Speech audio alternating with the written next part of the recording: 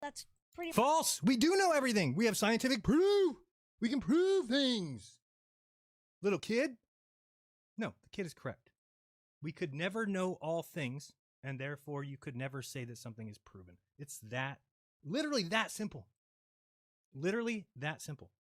What's happening over there is that they're creating narcissists, and these guys benefit from their lies. I don't benefit from telling the truth. Look at my numbers dwindle as I do. You're nothing but dishonest and wrong. Well, I mean, you got a few things right. But the scam is never admitting when you're wrong. Now, you said that the experimenter, this is what I've heard this week.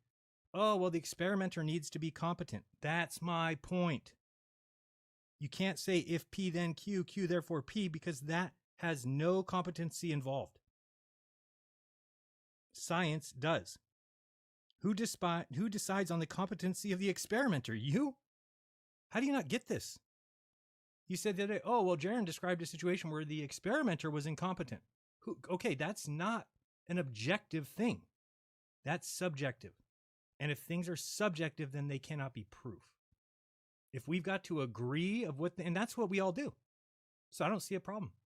What we all do is we look at evidence and we say whether or not it supports the claim. That's all science does. Does this support the claim? Does this support the claim? Does this support the hypothesis? Does this support the null? That's it.